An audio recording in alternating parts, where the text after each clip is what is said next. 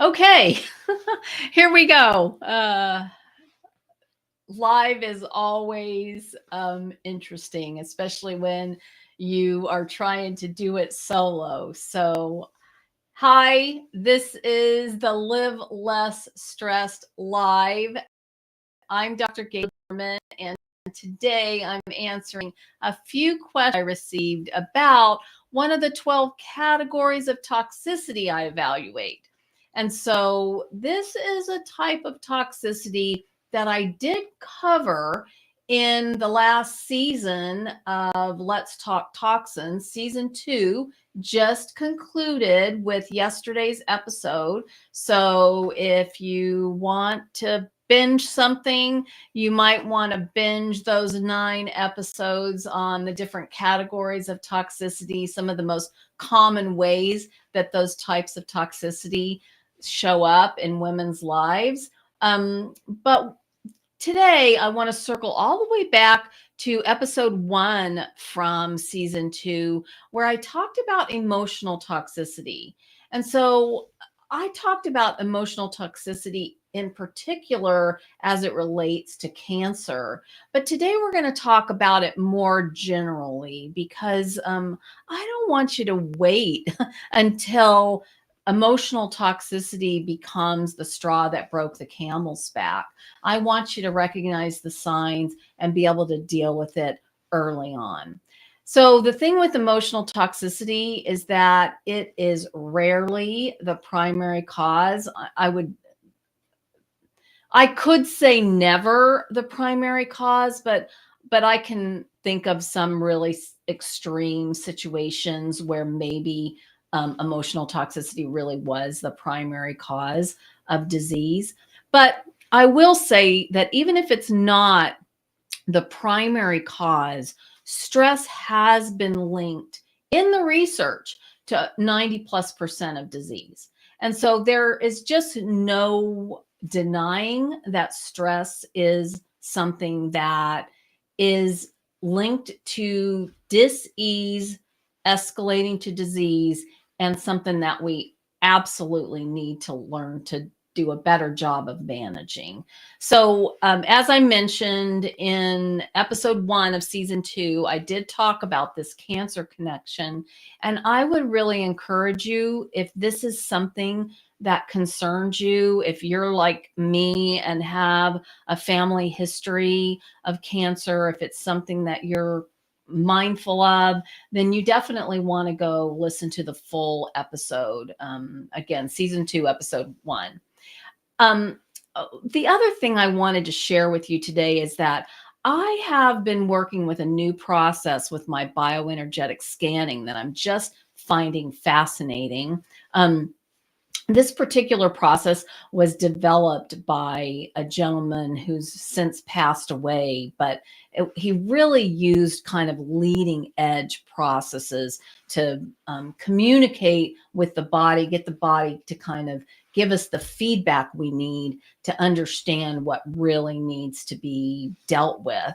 And so as our bodies are doing this constant repair and maintenance, one of the things that happens is cells have to replicate. And so, if you've got an issue with an organ, for example, let's just say your liver you're having trouble with your liver. Well, if you go on a targeted healing protocol and you're really careful about not adding new, fresh toxicity on a regular basis, it'll take your liver somewhere in the range of 6 months to a year to completely repair itself. But keep in mind that in order for your liver to do that, it has to replicate cells. And so your body has all these instructions for how everything is created. And so if the instructions it's using have some sort of flaw, then the cell replication ends up repeating the same problem. And so you end up with new cells that basically carry with them the old problem.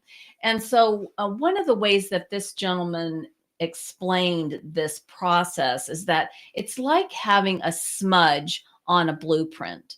So if you have a blueprint or even just a document that you want to copy and it has a smudge on it, if you put that document on the copy machine, the copy is going to come out with the smudge on it. And so you really can't escape it unless you actually take care of the smudge. And that's what this process that I'm using is essentially designed to do. And we look at different periods of time and look for where these smudges essentially occurred. And then we use energetic balancing to help clear that smudge so that when the replication happens, when your body does the repair and maintenance, that the new fresh cells truly are new and fresh and allow you to basically create a new and improved situation or circumstance for yourself. So this Wellness Warriors membership that is still in beta for a limited period of time, I have given access to the metabolic energy system assessment that I created for Wellness Warriors membership. They get Wellness Warriors members, they get a discount. And so if you are interested in evaluating these 12 categories of toxicity and how toxicity might be contributing to something that you've got going on with your health and well-being, then I really encourage you to consider the Wellness Warriors membership and also using my metabolic energy system assessment process to evaluate this 12 categories of toxicity. And then potentially we may determine together that you want to go forward and create a more targeted protocol to deal with that. But knowledge is power. And so just having the assessment and the information can be really helpful. So now let's go ahead and launch into a few of these questions that I want to answer today that are all related to this general concept of emotional toxicity. And so you can think of this as chronic stress or emotional abuse, but this particular question is how long does it take for exposure to emotional toxicity like chronic stress or emotional abuse to impact, like create a significant risk for developing issues with physical health? And so research has shown that excessive or toxic stress is a major contributor to diseases. These include heart disease, autoimmune disorders, nervous system dysfunction. And these effects are definitely more pronounced in women because women have a different, more pronounced stress response, and we tend to live in a more stressed state, trying to multitask and keep too many balls in the air. But how long does it take? Well, if you think about it, in light of what I shared with you just a little bit ago about the liver regenerating itself in 6 months to a year. Well, imagine if you are living in a really chronically stressed state for 6 months or a year or longer. Now, keep in mind, the body is fantastic at healing itself and taking care of some of these things. But if you are in this chronically stressed state, then you are much more vulnerable to other types of stressors that may come into your world. And so typically that's why I say that emotional toxicity isn't the thing that, completely creates the problem, but it is the straw that broke the camel's back typically. And so you'll have this underlying state of chronic stress, toxic stress, and then something seemingly that isn't much of a problem will come back and really create an issue that may seem disproportionate to what you've got going on. Let me get, so I need that other question here.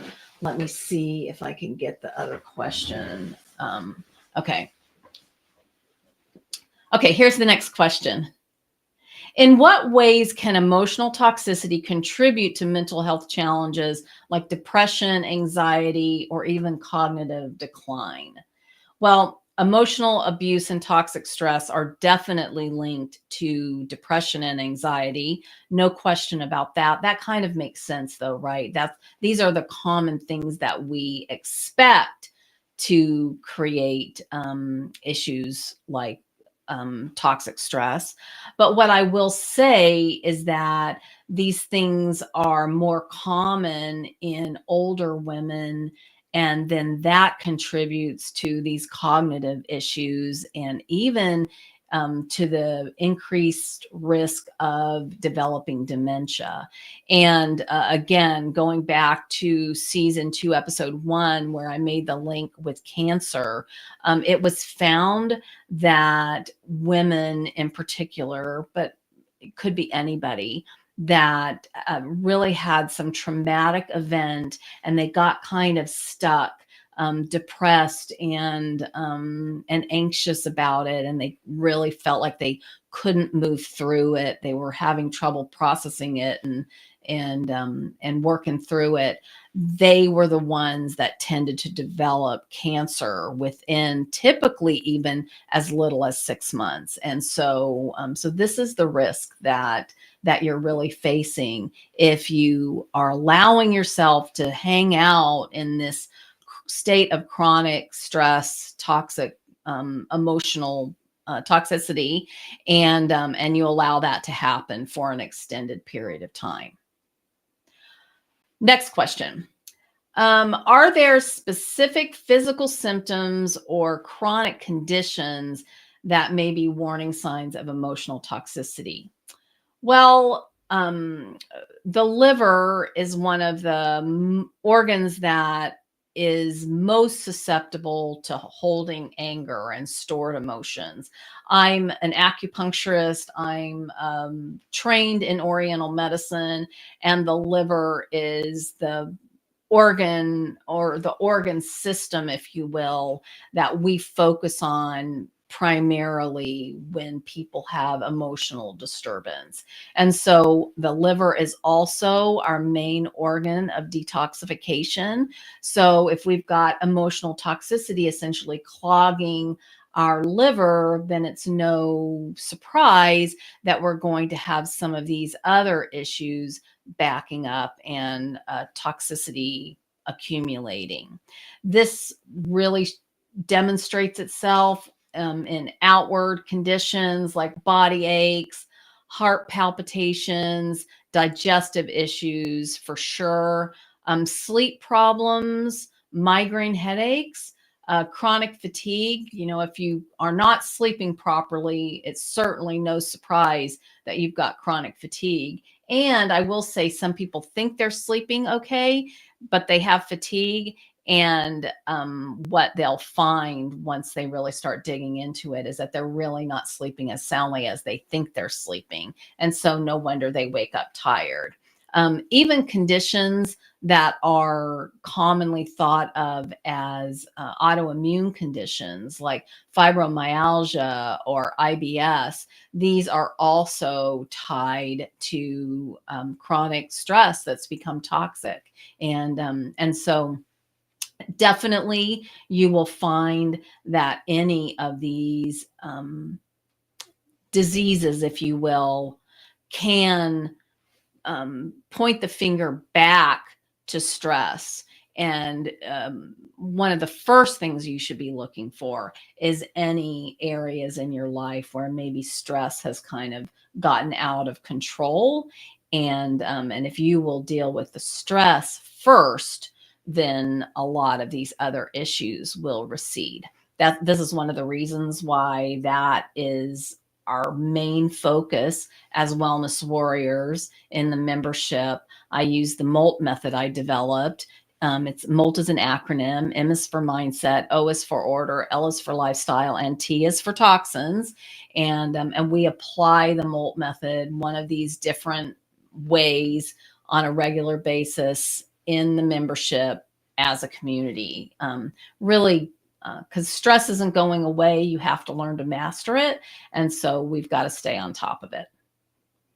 Next question. What are some effective strategies for recognizing and addressing emotional toxicity to protect my overall health and well-being?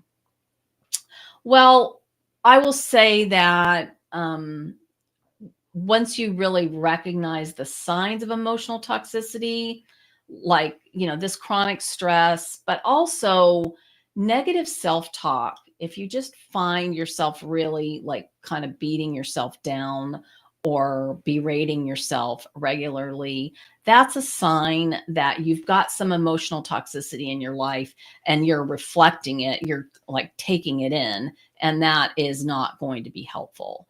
If you are in any sort of abusive relationship where that is happening, you've got to figure out a way to work yourself out of that. You may need to find some support and potentially even a professional therapist. But you have to learn to build self-compassion and really strengthen social connections with people who are for you, what I refer to, or in Julia Cameron's words, believing mirrors. And these are people in your life that really just believe in you and are willing to remind you of how wonderful you are regularly, as many times as you need to hear it, so that it really like sinks in and you can work it through some of these other things that aren't contributing to your emotional health and your emotional intelligence. If you've got to hear the good stuff way more times than you hear the bad stuff in order for the tide start to turn. And so this is just a really big hill to get over if the momentum has been going in the wrong direction and this emotional toxicity has built up over time. Next question. How does emotional toxicity specifically impact the mental health of mature women? So we've been talking about emotional toxicity here, but just know that if you have been in a situation with chronic emotional abuse, or if you know somebody who has been, maybe they've been in toxic relationships or are in a toxic relationship. If these people have been under persistent psychological stress, this absolutely impacts the mental health, especially of mature women. Just a reminder, we've got a tremendous increase in the risk of depression and anxiety, and depression is linked to disease like cancer. And so, it's really important not to hang out in a depressed state. If you are feeling depressed and anxious, get some help working through it. Mature women who experience emotional toxicity are at a significantly higher risk of developing depression and anxiety. Really, emotional abuse can be, fairly light to really extreme. Physical abuse or really being shouted at regularly can just really be hard, honestly, to recondition your nervous system to function properly. So if you've been put down, denigrated, shouted at, it really can take a long time to work your way out of that. And you're going to most likely need a break in order to be able to get that healing work started. Older women, again, are particularly vulnerable because we're already in life transitions and maybe dealing with some sort of isolation. Maybe we really relied on our work environment for social outlet, or maybe even dealing with our kids in school. That was a big part of our social outlet. And now some of that maybe has fallen away as you've gotten a little older. So you may be feeling a little isolated and have to figure out how you're going to come up with alternatives that give you that support you need. Even the hormone changes that we deal with as we age can contribute to this feeling of just being blue, and just, not ourselves. And it's hard to feel upbeat and positive when you just kind of wake up in the morning and it's just like blah. So you've got to do everything you can, including getting outside in the sunshine, getting some sunshine on those eyeballs and on your skin, making sure your vitamin D levels are kept up, so that you can really brighten your mood. You'll be really surprised what a good dose of sunshine in the morning will do for you. If you have been experiencing this, it's not uncommon to end up with PTSD, post-traumatic stress disorder. Most people think of PTSD as, has to be some major event, but complex PTSD is actually when PTSD has happened repeatedly. I'm sorry, when trauma has happened repeatedly over an extended period of time, then it becomes complex PTSD. So this typically happens when we live in a family environment where there's abuse or trauma on a regular basis. And as this environment continues, basically the trauma just happens repeatedly. That's really, really challenging to unravel. You might find, if you've been in this sort of environment, that you just feel fear even when there's no reason to be afraid, or be really hyper vigilant. For me, I was in a number of car accidents over the years. I haven't been in a car accident in a very long time, decades, but just literally this afternoon, I was in the car with my husband, and he,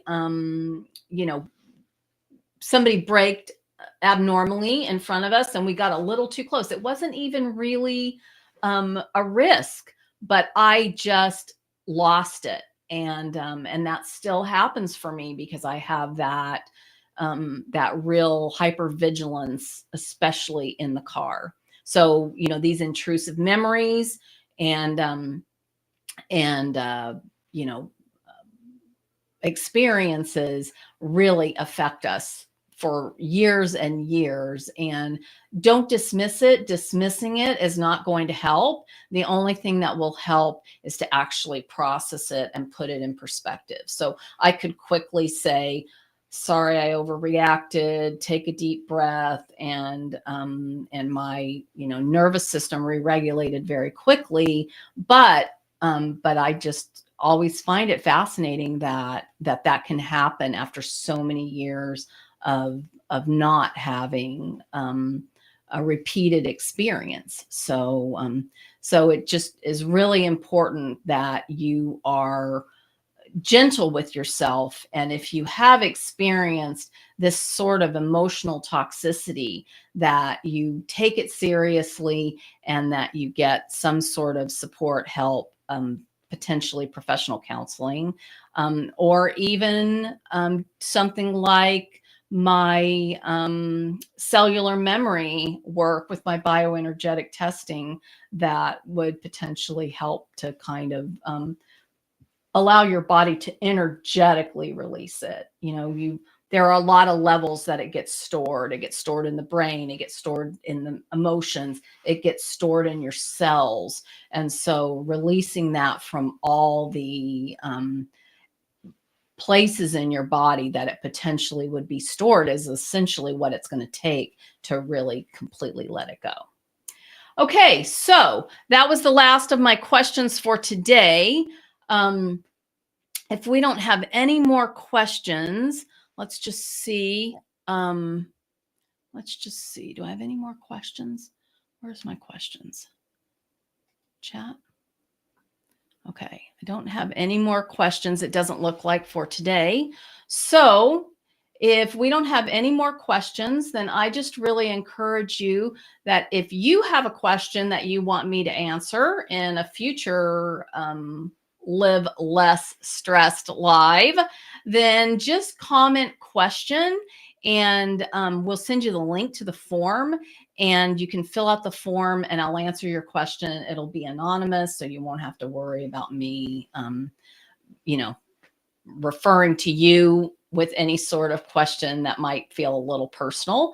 And I would love to help you get in there and root out whatever it is that has you stuck in this stressed situation, because it's really critical for all of us that we're living less stressed. And until next time, I will just say, take care of yourself and be your PCP, that's primary care person, and identify and manage that kryptonite.